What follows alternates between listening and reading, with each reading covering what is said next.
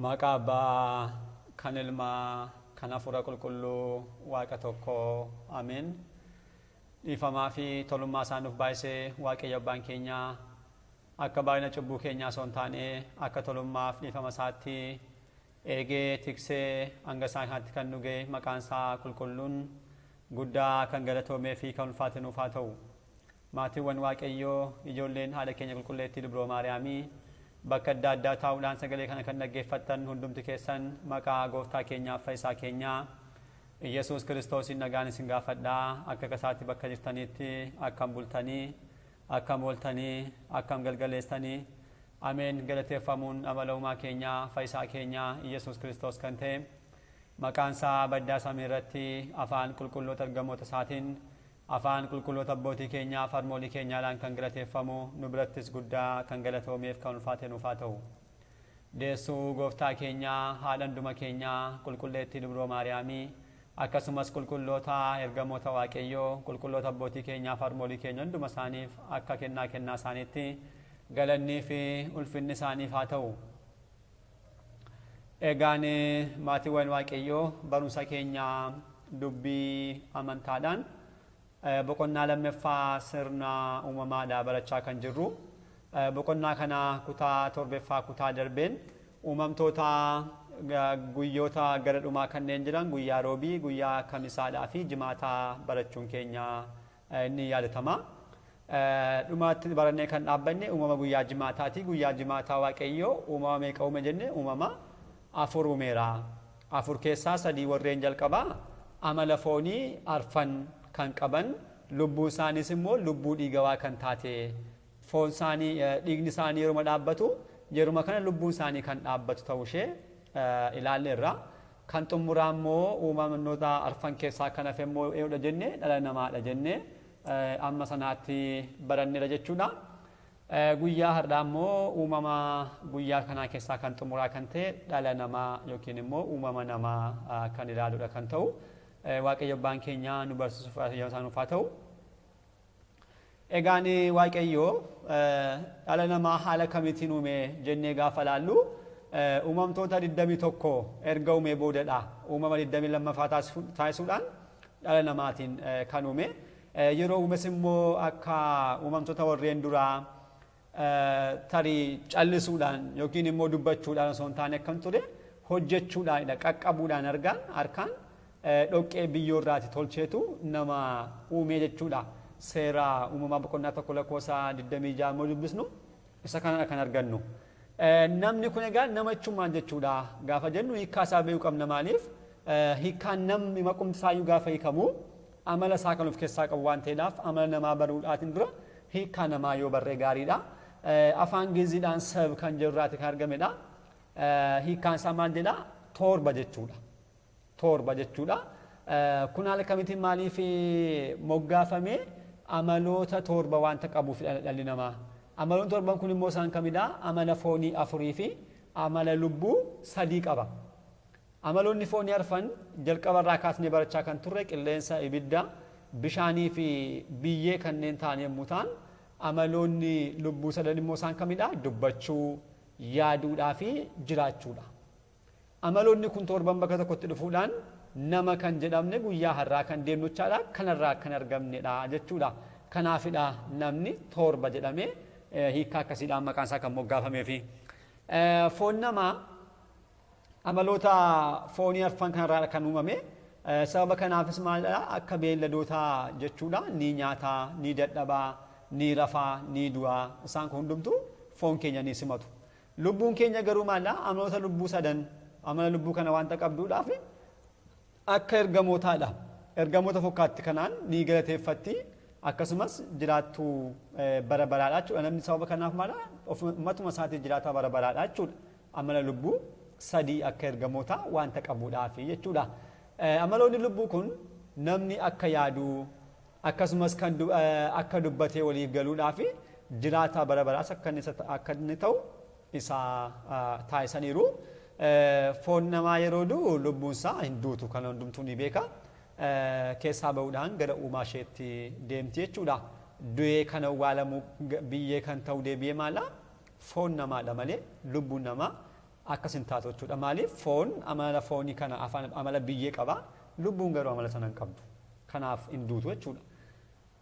Waaqayyo gaa nama haala kanaan hin erga uume booda nama jalqabaa Addaam jechuudhaan moggaase. Addaam jechuun nama gaarii jechuudha. Kan hin dheeranne, kan hin gabaabbanne, kana tuusatti hafe kan isaaf hin jedhamne, bareedaa jechuudha. Nama bareedaa simboo kan qabu jechuudha. Karaa biraas immoo biyyoorraa kan dalagame yookiin immoo biyyoorraa kan uumame jechuus immoo ni ta'a. Addaamiin Waaqayyo uumama nama dargaggeessa waggaa 30 taasisuu taa'edha kan uume nama geessa jechuudha. Haala kanaatiin taasisuudhaan nama jalqabaa uume nama kana immoo maqaasaa Addaam jedhee moggaase jechuudha. Jalqaba kan kaasne irraatu seera uumamaa boqonnaa 1:26 yommuu ilaallu Waaqayyo nama akka bifaa fakkeenyaatti uumuudha kan dubbatu. Kanaaf bifaa fi fakkeenya Waaqayyoo gaafa jennu maal jechuu keenyadha kan jedhu mi'a ilaallu. Seera uumamaa boqonnaa 1:26 hanga 27tti yeroo ilaallu nama akka bifa keenyaaf fakkeenya keenyaatti haa uumnu eenyudha Waaqayyoos akkas jedha. Waaqayyoos jedhee nama akka bifa keenyaaf fakkeenya keenyaatti haa uumnu. Waaqayyoos nama akka bifa isaatti uume jedha deebi'ee immoo. Jalqaba bifa keenyaaf fakkeenya keenya. Ittaanni lakkoofsa 27 muulaan immoo Waaqayyo nama akkamitti uume akka bifa isaatti uume jedheetu kitaabni qulqulluun barreesseera. Kun maal jechuudha kan jedhu yommuu ilaallu Waaqayyo dhuguma uumamtoota warreen kaaniidhaaf kan hin taasifamne dhala namaa qofaaf kan taasifame maal kenneera bifaaf fakkeenya isaa kennuudhaan nama uumeera. Kun immoo jaalala Waaqayyoodha kan agarsiisu. Bifa Waaqayyoo gaafa jennu maal jechuu keenyadha jennee yeroo ilaallu namni akka bifa Waaqayyootti uumame yeroo jennu akka Waaqayyoo jiraataa bara baraadha. Akkasumas akka Waaqayyoo bulchaadha. Aangoo Waaqayyoo hundumaaf bulchaadha. Namnis immoo akkuma kanaa maal qaba aangoo uumamtoota warreen kaanii bulchuu ni qaba. Kun maal jedhamu bifa Waaqayyoo jedhamu. Bifa Waaqayyoodha. Waaqayyo nama yeroo haala kaatiin beeka. Namni nama ta'uu isaa qofaadhaaf maal qaba? Isaan kaanii qaba jechuudha. Akka Waaqayyo jiraataa bara baraati. Cubbaa hojjetu, gaarummaa raawwatu, amantaatiin haa jiraatu, haa dhiisu. Garuu maalidha? Jiraataa bara baraati. Nama ta'uu isaa qofaadhaaf. Deebi'ees immoo bulchaadha. Uumamtoota kanneen jiran kan hundumaa ni bulcha. Namni nama ta'uu isaa qofaadhaaf malee Waaqayyotti amaneeraan amannee cuubameeraan cuubamne osoo hin jedhin nama ta'uu isaa qofaadhaaf kana ni qabaata jechuudha. Kanadha. Waaqayyo nama akka bifa isaatti uume kan jedhee kitaabni qulqulluun dubbatu jechuudha. Waaqayyo isaan kan hundumaadhaan nama uumeera. Kan biraan immoo fakkeenya Waaqayyooti. Fakkeenya Waaqayyoo kan jedhame immoo qulqullummaadha. Qajeelummaa qulqullummaa kan jennu jechuudha. Qajeelummaan qulqullummaan kun dhala namaa hundumaadhaaf hin kennamne. Dhalli namaa hundumtuu qulqulluu yookiin qajeelaa miti. Maaliifidha kun? Isa kan namni ofuma isaatiif fedhii isaatiin ofiisaa kan argatudha malee Waaqayyo nama ta'uu isaa qofaadhaaf namaaf kan kennu miti. Otoo akkas ta'e immoo baay'ee rakkisaadha. Namni bifa Waaqayyoo ni qaba iyyeen. Nama ta'uu keenyaaf bifa Waaqayyoo ni qabna. Bifa Waaqayyoo jechuun kan jalqaba kaasne jechuudha. Fakkeenya Waaqayyoo garuu namni hundumtuu hin qabu. Namni mataa isaatiin beekumsa Waaqayyo isaaf laate. Beekumsi mataan isaa maalidha? Bifa Waaqayyoodha. Waaqayyo beekumsa nama hundumaadhaaf laateera. Sammuu jechuudha. Sammuu kana beeku kanaan yaadee daandii sirrii amantaa sirrii qabatee hojii gaarii raawwatee kan jiraatu yoo ta'e fakkeenya Waaqayyoo argachuu danda'a. Kanan taasisaan garuu fakkeenya Waaqayyoo argachuu hin danda'u. Maaliif? Fakkeenyi Waaqayyoo qulqullummaadha. Qulqullummaan immoo Waaqayyo hunduma keenya qulqulluu taasisee nu uumne. Osoo akkas ta'etus jemmar namni hojii faayidaa hin qabu jechuudha walumaa galatti. Mirgi keenya ni eegamne jechaadha. Fedhiin bilisaa keenya ni eegamne. Maaliif? Namni qulqulluu ta'ee waan ta'uuf qofaaf qulqulluu ta'ee jiraachuu danda'a ture. Garuu akkas miti. Qulqullummaa namni deemsa keessaa bifa Waaqayyo isaaf laate sanatti fayyadamuudhaan beekumsatti fayyadamuudhaan maal kan taasifatudha? Mataa isaatiin kan argatudha jechuudha. Kanaaf fakkeenya Waaqayyo namni hundumtuu kan qabu miti. Fakkeenya Waaqayyo kanneen qaban qulqulloota abbootii keenyaa gadaamitti galuudhaan jireenya isaanii qabsuura isaanii kanneen raawwatan isaan kun qulqullootadha. Fakkeenya Waaqayyoo qabu jedhamu. Kanaaf namni mootummaa Waaqayyoo kan galu kana yoo qabaatedha jechuudha. Waaqayyo wajjirraan akka fedhii waaqayyootti kanneen deddeebi'an akka jaala waaqayyootti kanneen deddeebi'an abboommii waaqayyoo kanneen eegan isaan kun hundumtuu bifa fakkeenya waaqayyoo ni qabu jedhamu jechuudha. Kanaaf fakkeenya waaqayyoo kan jedhamu qulqullummaadhaaf qajeelummaa jechuu dandeenya. Namni hundumtuu qajeelaa miti, namni hundumtus immoo qulqulluu miti. Isa kana namni mataa isaatii kan argatudha. Qabsuudhaan jechuudha. Tsoomiidhaan, kadhannaadhaan, yeroo hundumaa jireenya gaarii kiristaanummaadhaan jiraachuudhaan kan argatudha. Kanaaf fakkeenyi waaqayyoo hundumaadhaaf kan kenname miti jechuudha. Hundumaafis hin kennamu. Namni mataa isaatii garuu namni hundumtuu mataa isaatii yoo qajeelaa ta'e yoo qulqullaa'e argachuu danda'a. Egaan waaqayyoo uumama 21 erga uumee boodadha nama kana akka bifa fakkeenyaatti kan uume jechuudha. Kun maal ta'uusaa agarsiisa dhuguma waaqayyoo abbaa gaarii ta'uusaa kan agarsiisu. Uumama 21 isaaf kan barbaachisan hundumaa erga isaaf uumee booda maal taasise nama immoo akka keessummaatti fide jechuudha. Namni gaariin keessummaa yeroo simatu maal taasisa dursee keessummaa isaa sanaaf wantoota gaggaarii kan nyaatamu kan dhugamu kan uffatamu wantoota akkasii kana qopheesseetu keessummaa isaa waama yookiin fira isaa waama. Waaqayyoo akkuma kana jalqaba Addaamiif tolchuudhaan wanta hundumaa qopheessee nama fide jechuudha. Inni kun kallattiimaaf waaqayyoo abbaa gaarii abbaa jaalalaa ta'uusaa kan agarsiisudha. Waaqayyoo Addaam kanaan egaa yeroo ilaallu uumamni Addaam yookiin uumamni namaa addadha. Isaan kan irraa taasisuudhaan qajeelaa isa taasisee qajeelaa kan dhaabbatu jechuudha taasisuudhaan dabalees immoo taa'uu kan danda'u taasisuudhaan dhaabbachuu kan danda'u taasisuudhaan rafuu ka'uu kan danda'u isaan kana taasiseet kan uume kun maaliifidha? Bulchaa akka ta'uudhaaf dhaabbachuusaa bulchaa akka ta'uudhaaf akkasumas immoo bitaa kanneen akka taa'uusaa fakkeenya maalii? Fakkeenya du'uu yookiin awwaalamuu deebi'ee ka'uusaa fakkeenya du'aa ka'uu isaan kana hin qabde jechuudhaan kallattiidhaan waaqayyo karaa kana isaan kana hundumaa barsiiseera. Kanaaf namni kan taa'u kan ka'u kan rafu kan deebi'ee ka'u ta'uusaa isaan kanatti ni fakkeeffama. Eessattidha kan uumame Addaam kan jedhuudhaaf giddu galeessa lafaadha. Lafa giddu galeessa Qaraaniyooti maqaan addaa ishee Eeldaa bakka jedhamtu kunis fakkeenya guddaa qaba. Addaamiin waaqayyoo bakka kanatti maaliif uume jennee gaafa laallu dhuguma Addaam guutummaa guutuutti uumamtoota warreen amala foonii qaban qofa kan taane dabalees immoo warreen hafuuraa ergamoota kan taane isaan kana gidduu kan jiru ta'uusaati. Kanneen warra lafaarraati amaloota foonii arfan kan qabu kanneen warra samiirraas immoo amaloota lubbuu sadii kan fudhate gidduu galeessa ta'uusaa agarsiisuudhaaf waaqayyo haala kanaatiin uumeera. Tokkos immoo Addaam booda cubbuu waan raawwatuudhaaf yeroo cubbuu raawwattu dhufee dhalachuudhaan giddu galeetti lafaa kan taate Qaraaniyootti siif fannifameen si fayyisaa kan jedhu ibsuusaafidha. Kana kitaabni qulqulluun Faarsaa 73 yommuu ilaallu walakkeessa lafaatti yookiin immoo giddu galeessa lafaatti fayyina taasisee jechuudhaan waa'ee fannoo gooftaa keenyaa Qaraaniyootti kan ta'e sana kaasaa jechuudha. Qaraaniyoon gidduu lafaati kallattii hundumaaniyyuu gidduu lafaa kan taate gooftaan keenya achittidha nama kan uume jechuudha. Waaqayyo Addaamiin uume guyyaa 40ffaa isaattidha gara mucummaa isaatti fiduudhaan kana booda gannata kan isaaf kenne. Ergamoonni gannatatti yeroo galchan Addaamiin kan uumte yaa Waaqayyo qulqulluudha jechuudhaan Waaqayyo faarfachaa Waaqayyoon galateeffachaa Addaamiin gara gannataatti galchaniiru. Hewaanis immoo booda kan ilaallu guyyaa 80ffaatti akkuma kana isheef taasisanii jechuudha. Addaam uumamee gaafa guyyaa 40dha. Hewaan immoo uumamtee gaafa guyyaa 80ffaa isheetti gara gannataatti seenuu isaanii manni kiristaanaa keenya kana hiikteetti gara kakwaalaatti hiiknee gaafa fayyadamnu kiristaanonni mucummaa sillaasee yerootti argatan guyyaatti argatan dhalachuudhaan guyyaa 40ffaaf guyyaa 80ffaatti cuubbaa kan argatan fakkeenya kanaa taasifamee guyyaa irratti fayyadamna jechuudha. Kan biraan immoo argamsa hewaanidha. Nama kan jennuudha saala lamaan kan qabu Addaamiif hewaanidha. Waaqayyo kan uume eenyudha? Nama uume Waaqayyo. Addaamiin ni uume jechuudha ni argamte jechuun gaariidha. Maaliif Addaam hewaan uumama addaa miti.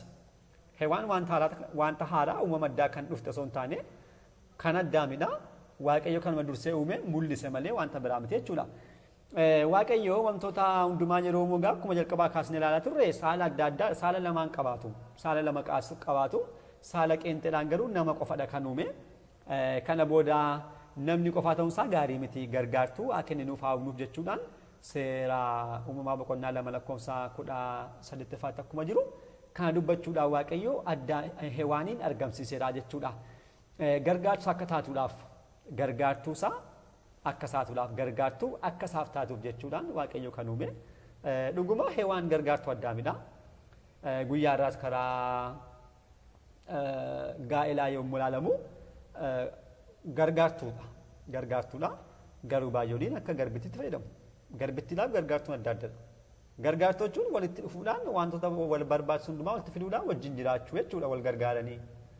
Garbitti jechuun garuu tokko taa'ee tokko akka intinaatti hojjechuu jechuudha. Innaa namoonni kana sirriitti ni hiikne Hewaan kan argamte gargaartuu Addaam akka taatuuf malee garbittii Addaam akka taatuuf miti jechuudha.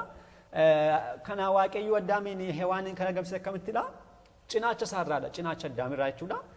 Addaam baay'ee osoo hin rafiin akkasumas immoo baay'ees immoo osoo hin beekin nama riba rafee hin dammaqiin jiru. Rafees immoo kan xumuree xiqqoo kan isa haftu jechuudha. Xiqqoo kan of beeku. Ka'ees immoo guutuun ka'ee kan of hin beekin nama kanaa ta'e osoo jiruuti cinaacha isaarraatii lafee tokko fudhachuudhaan nama guutuu taasisee Hewaaniin argamsiiseera jechuudha. Hewaaniin ni uume ni argamsiiseeni akkuma jalqaba kaasnu uumama biraa osoo hin taane qaama Addaamirra keessa kan turte yeroo namni uumamu cinaacha Addaam keessatti kan jirtu ishee baasee lubbuu jirtu jireenya jirtu sana baasee argamsiiseedha malee uumama haaraa fidee jechuu keenya miti. Addaam egaa kana booda yeroo Waaqayyo kanatti ishee uumee fi maal jedheetu dubbate lafeen ishee lafee koorraa foon ishees immoo foon koorraadha.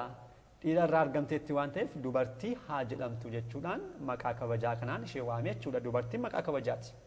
Maqaa kabajaati maal jechuudha?